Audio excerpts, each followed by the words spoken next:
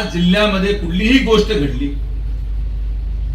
म्हणजे मी अशी परिस्थितीमध्ये आहे की कुठल्याही प्रकारे काही जरी घडलं तरी न कळत माझं नाव त्यामध्ये टाकलं जातं.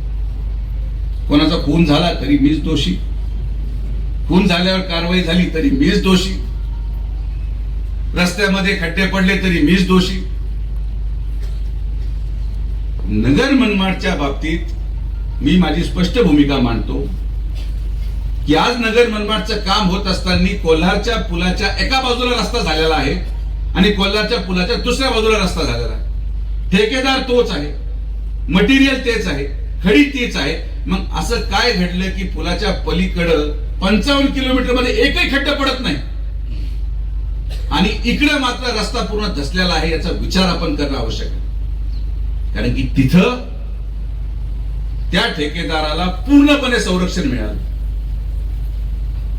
त्या ठेकेदाराच्या चर्चेनुसार खरं जबाबदारी त्याची आहे रोड डायव्हर्जन करण्याची, पण आपली नैतिक जबाबदारी समजून चालू कामामध्ये गाड्या त्या रस्त्यावर चालू दिल्या नाही गेल्या आणि म्हणून त्या रस्त्यावर एक खड्डा पडलं नाही. मात्र इथं जेव्हा खडी टाकली गेली, ट्रॅफिक जॅमच्या नावाखाली कोणीही येऊन तो रस्ता उघडला आणि त्याच्यावर गाड्या चालल्या. जे ब्रिज तुटलेले आहेत या ब्रिजवर त्याचा क्युरिंग पिरियड 28 दिवस होता, पण 5व्या दिवशी त्याच्यावर गाड्या घालण्यात आल्या. ही वास्तविकता आहे. राहुरीच्या ट्रॅफिक जॅम मध्ये तुम्ही सगळे साक्षीदार आहात की मीच एकटा बसून ती ट्रॅफिक जॅम काढत होतो. ते लोक कुठे होते जे आज व्हिडिओच्या माध्यमातून नगर मनमाडची अवस्था दाखवण्याला ज्यांना वेळ आहे, आज ज्यांना आंदोलनासाठी रस्त्यावर यायला वेळ आहे, जेव्हा ट्रॅफिक जॅम मध्ये लोक त्रस्त होते तेव्हा हे लोक कुठे होते? कुणी थांबायला तयार नाही. खडी टाकली, डांबर टाकलं का लगेच त्याच्यावर गाडी चालल्या. कसा रस्ता टिकणार? कॉन्ट्रॅक्टर दोषी आहे 100% आहे.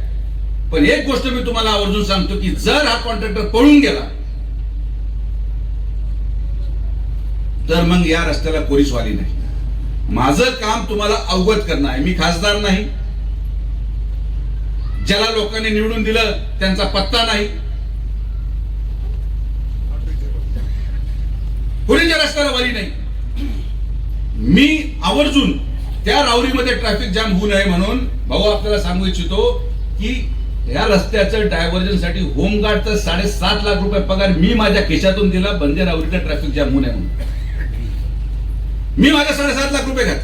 काय कारण आहे? पुढे लोकसभा लागली आहे किंवा पुढे काय झालंय असं नाही. आपण या नैतिकतेने जगतो की या रस्त्याचं काम झालं पाहिजे. तर ज्या मानसिकतेत मी काम करतोय, ज्या मानसिकतेत सत्यजित कदम काम करतात, त्याच मानसिकतेत प्रत्येकाने पुढाकार घेऊन थोडा त्रास सहन करून आपल्याला हा रस्ता पूर्ण करायचाच आहे ही भावना ठेवा. तुम्ही थोडं सहकार्य करा, तुम्ही थोडा त्रास सहन करा. डिसेंबर एंड पर्यंत हा रस्ता मी तुम्हाला पूर्ण करून देतो हा शब्द माझा तुम्हाला. वास्तविकतेमध्ये आपण राहायला शिकलं पाहिजे. आता त्या ट्रम्पनी इराणवर मिसाईल टाकताना या ठेकेदाराला विचारलं होतं का भाऊंना विचारलं होतं का मला विचारलं होतं मी मिसाईल टाकू का बाबा? मी मिसाईल टाकल्यावर त्याचा काय परिणाम होणार? आणि मी देवा शपथ सांगतो असा वेळा माणूस मी माझ्या उभ्या आयुष्यात पाहिला नाही. सकाळी म्हणतो बंद, संध्याकाळी परत बॉम्ब टाकून देतो, परत सकाळी पण परत म्हणतो मी आता हे केलं. म्हणजे त्या माणसाच्या नादी न लागणं हेच आपल्यासाठी योग्य आहे. आज डांबर न मिळत असल्यामुळे भाऊ या कॉन्ट्रॅक्टरला डांबर दिल्लीहून आणावं लागतं गाडीने. जे रस्त्याची किंमत आज 5 रुपये असेल त्या किमती वाढून 2.5 पटीने किंमत वाढून त्या गोष्टीला पण मंजुरी घ्यावी लागते. हे टेक्निकल मुद्दे आहेत. आणि किती लोकांशी मी भांडू, किती लोकांना मी समजून सांगू. जो त्रास तुम्हाला तो त्रास मला पण आहे. आता माझ्या मुलीच्या शिक्षणाच्या दृष्टिकोनातून माझी बायको आणि माझी मुलं नगराला राहायला गेली. मी राहतोय लोणीला. आता रस्ता करणं किती गरजेचं हे तर माझं म्हणून समजत नाही.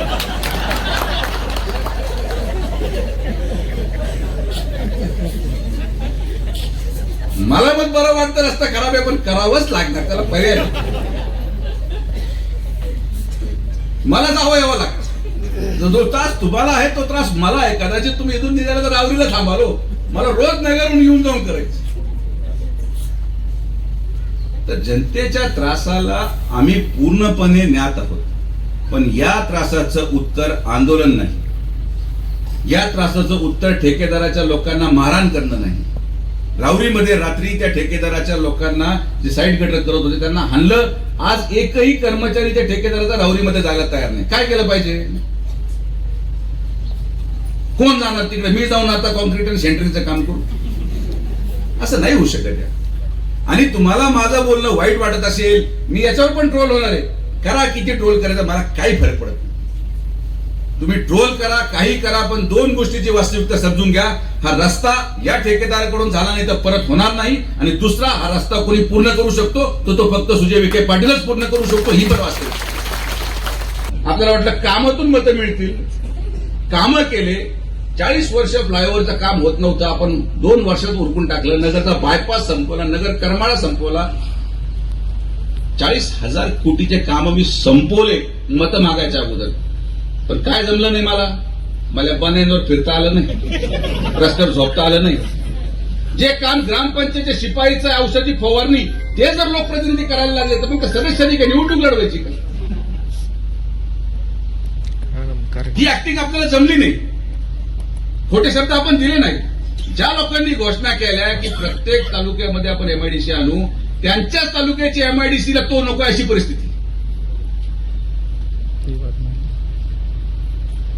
हे विषय आपण समजून घ्यावा लागेल. बाकी आंदोलन करायचं तुमचा नैतिक अधिकार आहे, करा. कॉन्ट्रॅक्टरला हाना, त्याला पळून लावा आणि पुढची जबाबदारी पण तुम्हीच. नाहीतर मग सहकार्य करा, थोडा त्रास सहन करा, याच्याकडून हाणून ठोकून कसं तरी काम पूर्ण करून घेऊ. एकदा तरी स्वप्न पाहू दे की गाडी 100च्या स्पीडीतून निघाली तर नगरला पोहोचल.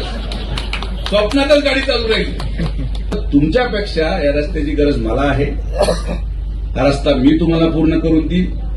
ठीक आहे, त्याच्यामध्ये चुका होतील, कधी खड्डे पडल, तुटल, पण रस्ता होईल आणि परत दुरुस्त करू ना. दुरुस्त करायचं तरतूद त्याच्यामध्ये आहे. 10 वर्ष त्याला दुरुस्त करायचं आहे. खड्डा पडला का 10 लोक व्हिडिओ काढायला पोहोचतात, पहा खड्डा पडला. मग ट्रॅफिक पण सांभाळा ना बाबा, नुसतं व्हिडिओ कशाला काढतो? 3-3 तास लोकांना जाम मध्ये उभं राहावं लागत होतं, तेव्हा पुढे होते सगळे यार. तर माझी सगळ्या लोकांना हात जोडून विनंती आहे की हा त्रास आपल्याला सहन करावा लागेल. आपण हा रस्ता मिळून पूर्ण करू. तुमच्या वेदना, तुमच्या भावना याचा पूर्णपणे सन्मान करतो. मला कोणाचाही अपमान करायचा नाही. तुमची भूमिका रास्त आहे, पण वास्तविकता देखील या युद्धामुळे असलेली तेलाची परिस्थिती, युद्धामुळे असलेल्या डांबर उपलब्धतेची परिस्थिती, आजही मार्केटमध्ये डांबर उपलब्ध नाही. आता मला आश्चर्य या गोष्टीचं वाटतं की तो दुबईला हे कसं कळाल हे मला माहित नाही.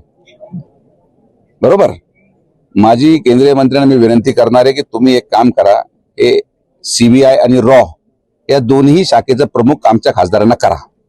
कारण की ज्याला पोलीस शोधायला नाकाम झाली, तर म्हणतो ना डॉन को पकडणं मुश्किल है, नामुमकिन था. ही नामुमकिन गोष्ट खासदारांनी जर करून दाखवली, दुबई मधल्या आरोपीला शोध घेऊन लोक पाठवले, तर यांना रॉचं प्रमुख केलं पाहिजे, असं आम्ही भारतीय जनता पार्टीच्या वतीने निवेदन देणार आहोत अमित भाईंना. धन्यवाद.